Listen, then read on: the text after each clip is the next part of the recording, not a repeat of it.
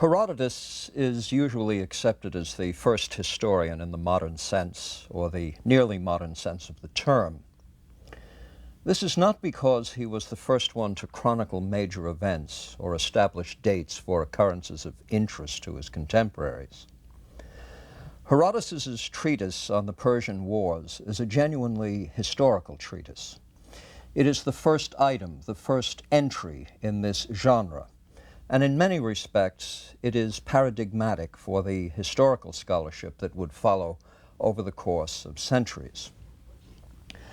Now, one might ask oneself why someone would undertake a project of that kind, particularly since precedents for it were not ample. And you might say that, well, don't chroniclers do these things? After all, fans of the New York Yankees want to pick up the newspaper every day to see whether and how they won or lost. It's quite understood that few other than Yankee fans will care much about that kind of thing, nor will anyone 2 or 3 weeks later. But this is what the news is all about. However, Herodotus's history of the Persian Wars is not a species of news reporting or news gathering. This is a genuinely historical work. And I again want to refer to the metaphor of Ariadne's golden cord.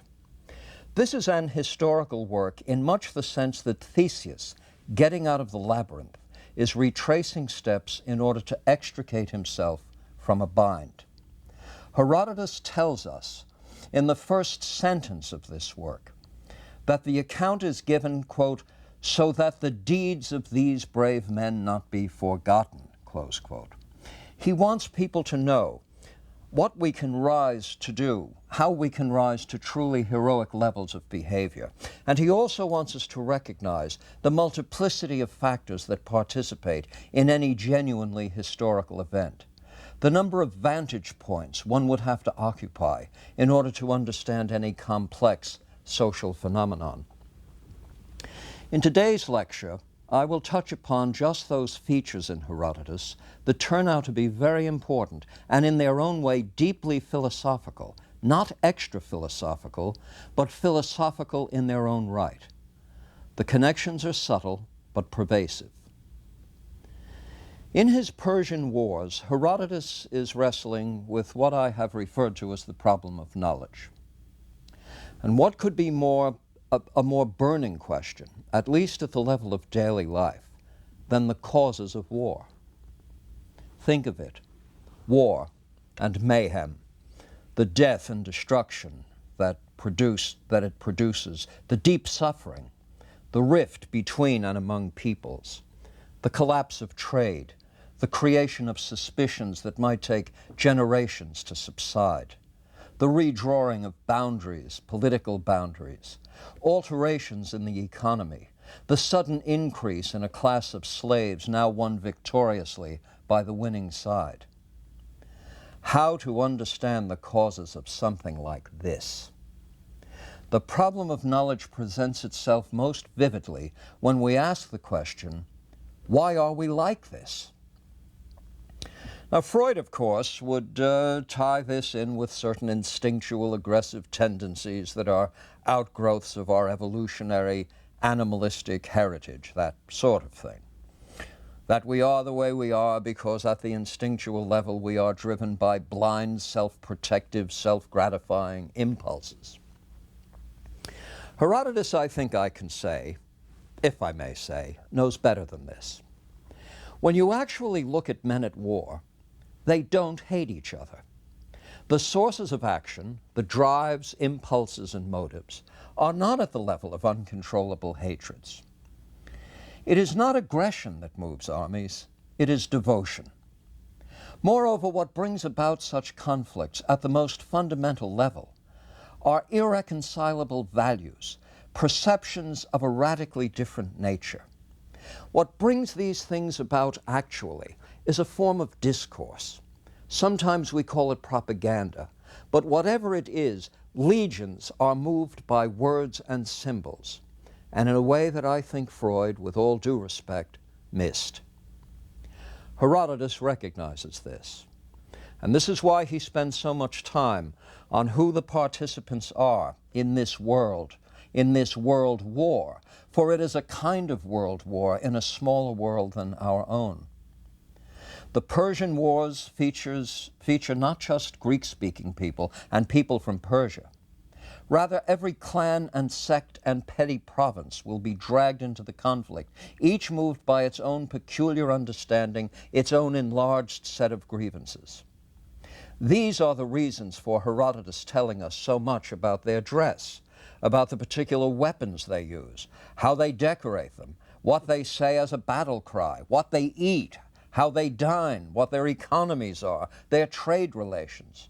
He understands that an informing account of nothing less than a world war calls for much more by way of explanatory resources than one will find in mythology or the contrivances of fate. More than the devil made me do it, or instinctually I'm like that. People do not go to war because of their evolutionary history.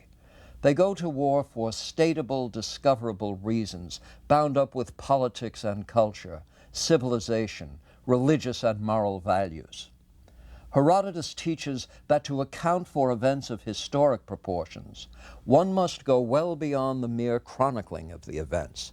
One must undertake a veritable sociology of these events and a psychology and social psychology of the participants. If the echo of Homer is audible here, it is no accident, for Homer's influence suffuses nearly every aspect of the ancient Greek world and its achievements. There is something else involved in historical scholarship, and I think we can say that Herodotus certainly recognized it. Why is it you would want posterity not to forget brave deeds, the brave deeds of these men? Why, unless such a history teaches and inclines? But how can history teach? Consider the implications contained in that question. We will choose Herodotus as historian and proceed to the vexing question as to how or what or whom history teaches.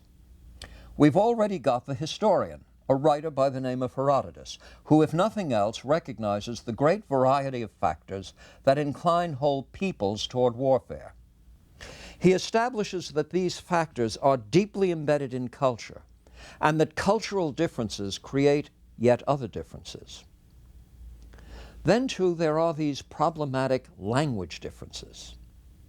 So totally aware of all this, how can he believe that his treatise can actually teach? Teach whom? Can it teach Persians the way it teaches Hellenes? Can it teach Assyrians the way it teaches Egyptians? Can it teach Phoenicians the way it might teach Spartans, or those from Megara or Argos? Now, the answer must be found at a level Herodotus takes to be more fundamental than ethnicity and culture. Indeed, it is at the level of our common humanity. The lamp of history is what illuminates beyond the reader's desk, the reader's village, the oceans that surround the reader's nation.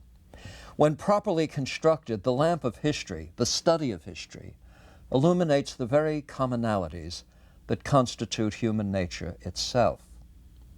What is taught in this, what is taught is this: wherever you find human beings, these lessons are lessons worth learning.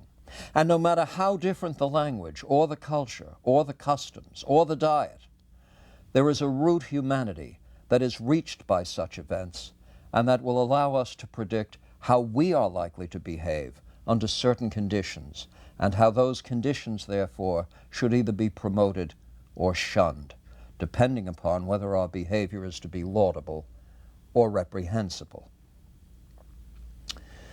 Well, again, the Homeric voice is audible, but it speaks to us of Zeus and Apollo and Artemis and Hephaestus. Homer tells us that they are behind momentous historical events.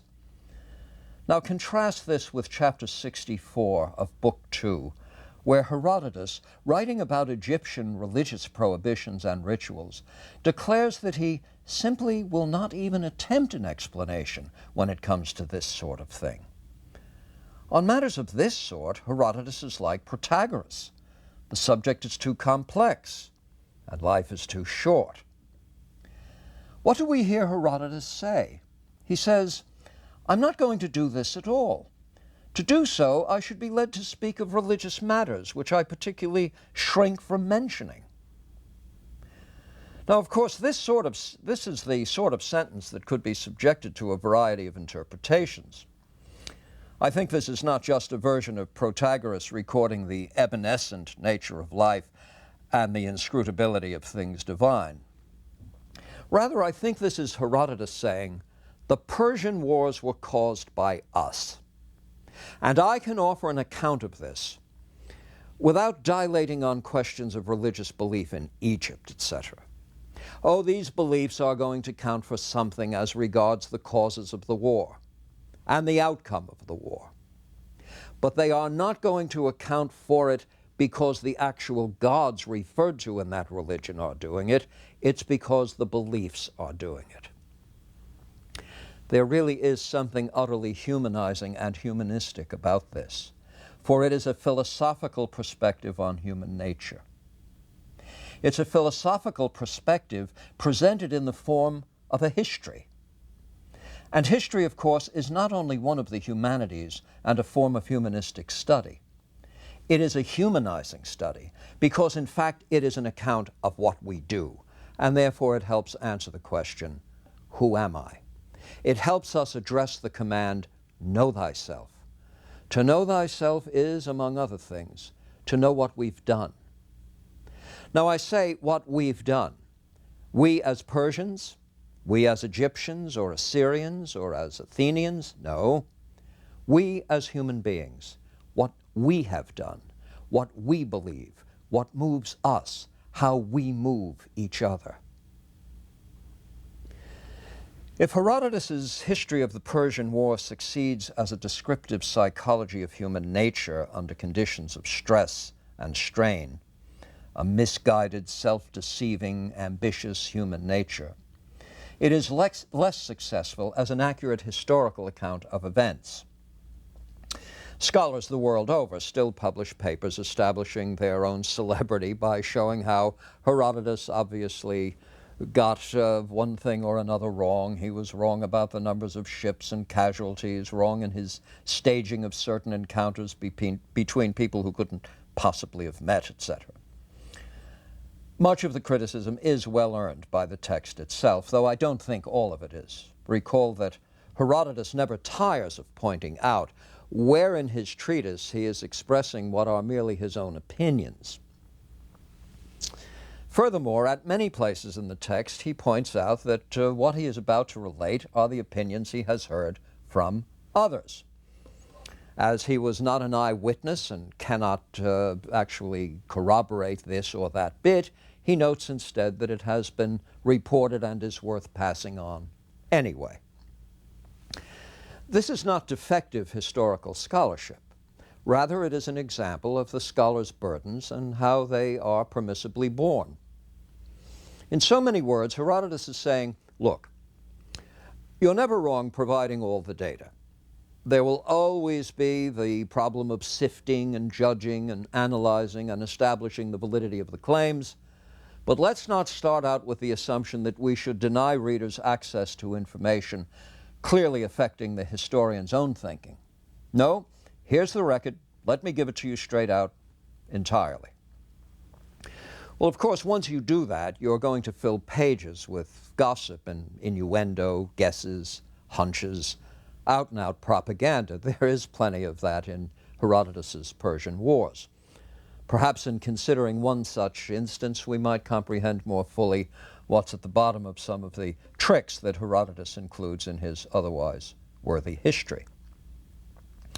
An encounter that always amuses scholars of the period finds Solon having a colloquy with Croesus of the rich as Croesus fame.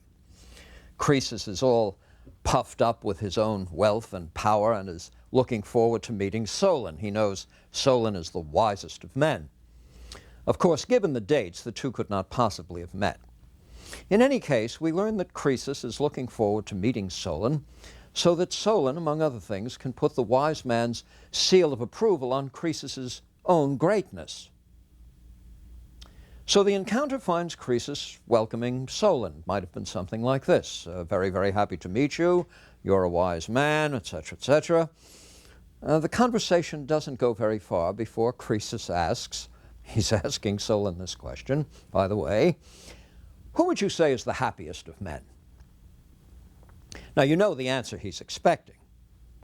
Who would you describe as the most fortunate of all human beings of your acquaintance?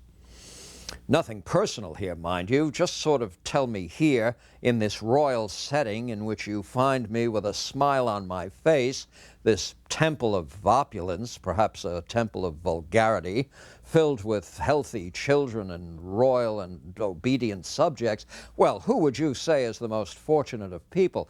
Who would you say is the happiest of men? Solon mentions first somebody that no one has ever heard of, and Croesus wants to know who that is. Well, oh, he's just someone greatly admired by his people. Oh, all right. Well, who would you say is the second most fortunate man you've ever known? You see where this is going, of course. You should say this is the top 10 list now, and Solon surely wants to be on it. So we've got, Croesus wants to be on it. So we've got Croesus waiting to finish high in the league table, so to speak. So Solon says, happiest of men. Well, Cleobus and Biton perhaps would be the happiest of men. Who? Yes, Cleobus and Biton. Now, who are they that they should show up on this very short list? Well, Cleobus and Biton, we then learn, were the finest young men, loyal and faithful sons, paragons of virtue, decent in every respect, beautiful in all relevant ways. And their mother, a temple priestess and good woman, so fearful of being late in showing up at the temple of Hera for devotional exercises, found her sons, Cleobus and Biton, yoking themselves to the chariot because the servants had not yoked the oxen. So they carry their mother swiftly some 3 miles in the heat of day so that she's not late for her appointed rounds. You must get the picture here. Now, as they come into town, people are in awe of these wonderful sons. Cleobus and Biton themselves are absolutely exhausted, as you might imagine. They offer their prayers in the temple, and then, in this total exhaustion, just lay down to sleep under a shade tree. Their thankful mother is inside the temple now. She is supplicating Hera, thanking the gods for the sons that she was given. And she prays that they die the happiest of men. And Cleobus and Biton never awaken. They did die the happiest of men, because the happiest of men, the happiest of us all, are those who die in a state of being that we would honor and aspire to emulate. So say of no man that he is eudaimonios, this happiest sort of person. Say of no man that he is truly flourishing in his life until his days are over. The answer to the question, what was your life like, is to be rendered in that tense. I can't tell you, Croesus, where you stand in the league tables right now, because right now is right now, and the future is mute.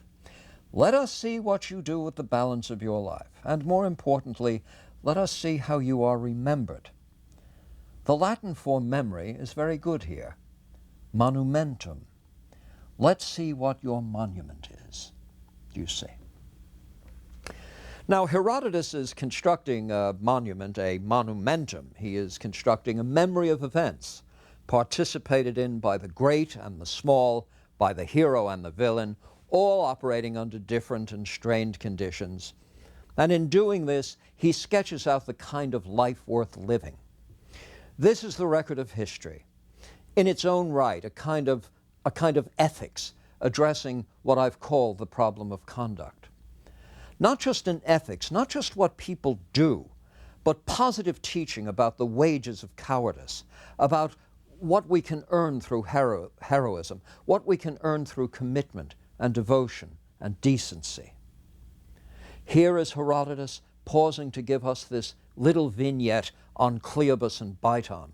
Would we ever have heard of these chaps had it not been for these few sentences and an encounter between two people who historically could not possibly have met each other? Why does Herodotus put this in? I would say, with all due respect to contemporary scholars who say, ha, Herodotus, historian, well, how about that impossible Croesus-Solon meeting? I offer just this. Herodotus was born in 484 BC. As he is writing this for contemporaries, who very well know that Croesus and Solon were not having conversations with each other, the vignette is not inserted by an historian who thinks he can gull his contemporaries or those coming later. No.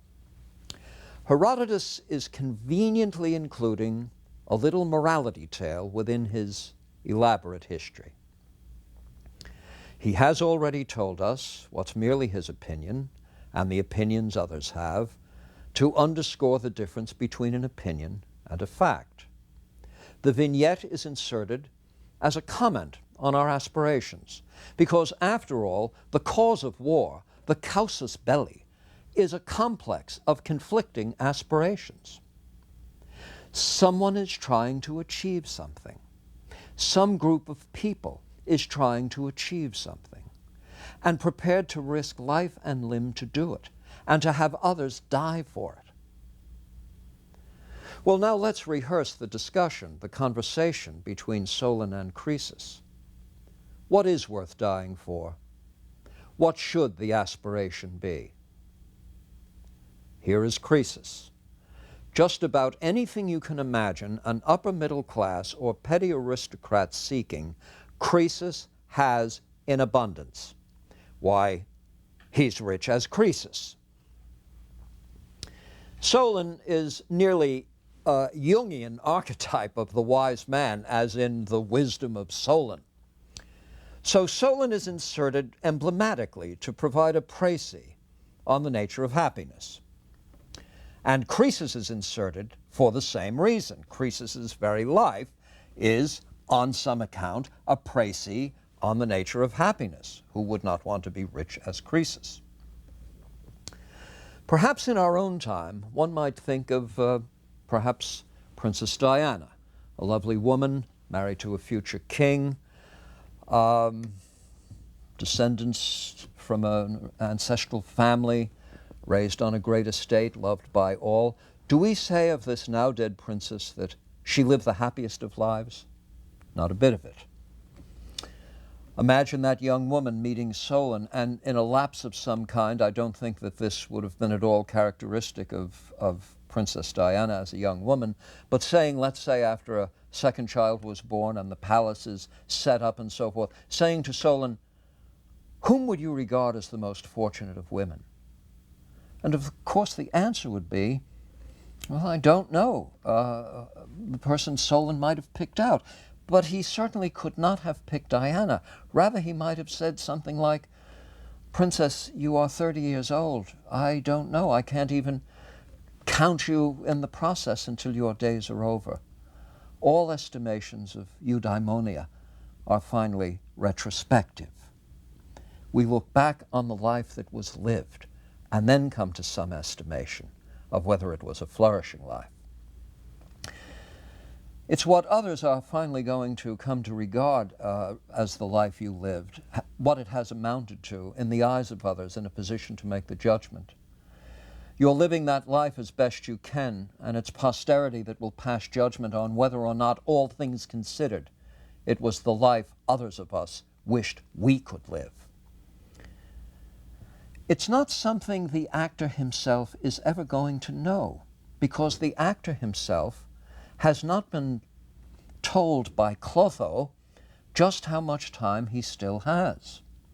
In the encounter between Croesus and Solon, we are given an ethics, a kind of emblem book as to what it is we should aspire to, and what it is that may cost us much of our very humanity. What we should aspire to is what Cleobus and Biton have already attained, which is the admiration of good people, and an admiration based on virtuous conduct. not celebrity per se, not really heroism per se. After all, what we want to say about Cleobus and Biton is not that in taking their mother to Hera's temple, they behaved heroically. There isn't anything Homeric about this. There is something fundamentally decent about it. And more to the point, it tells us something about the kind of men they were. And what Herodotus's history presents are these very sharply defined characters. We think we know Croesus when we hear him asking these questions. We're sure we're in the company of Solon when we hear the answers. We can almost picture those two boys pulling that wearying weight to get their mother to the temple on time. There's something very neighborly about this account, even as it's spread out on the canvas of a world war. Now, I dilate on this approach to the problem of knowledge and the problem of conduct to raise a point or two about the problem of governance. We hear much about the ancient Athenian democracy, and we know that the ancient Athenian democracy had to save itself from what would have been the tyrannical rule of the Persians. But it turns out that the ancient Athenian democracy is not saved by the Athenians themselves. If it's saved by any part of the Greek-speaking world, more than by the rest, I think we should have to say it's saved by Sparta, by Leonidas and the Battle of Thermopylae.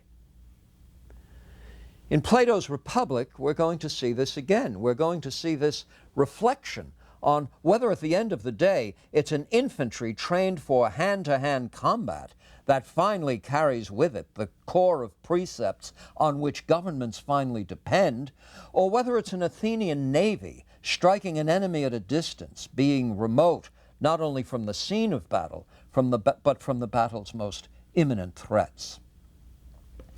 And we're going to discover that Plato, like Herodotus, and in an interesting way like Aristotle himself, sees in the conflagration and the immediacy of one's own mortality something so richly character-forming as perhaps to have no substitute.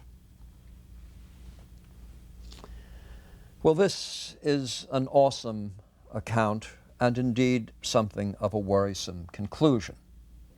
After all, suppose it is the case that in the attempt to cultivate virtue, and to cultivate virtue in such a way as to have a flourishing life, one must be battle-hardened, that it takes nothing less than a world war of hand-to-hand combat in order to refine sensibilities and focus attention and draw us inward to those resources that we have, which when they become habitual are just the habits of virtue itself. Is Herodotus now before Aristotle telling us what it takes to make life worth living? Is he providing an account not only of the many and often frivolous causes of war, but in fact something of the necessity of war, or at least the necessity of strife and conflict if character is to be formed at all? I don't think this is the message of Herodotus, because of all of the characters Herodotus might have pointed to when asked that question by Croesus, he pointed to two young men whose claim to fame is that they did the sorts of things good sons do, under the burden of their own conscience, with a love for their mother and a respect for what it was she was setting out to do. They were good and great neighbors, members of a good family, understanding what their duty was, and prepared to expend such energy as was required to do their duty. And if all this is possible in the absence of war, and it can make them the happiest of men, then perhaps indeed there are alternatives to warfare and hand-to-hand combat in the cultivation of virtue. I believe Herodotus thought so, and for what it's worth, I think so too.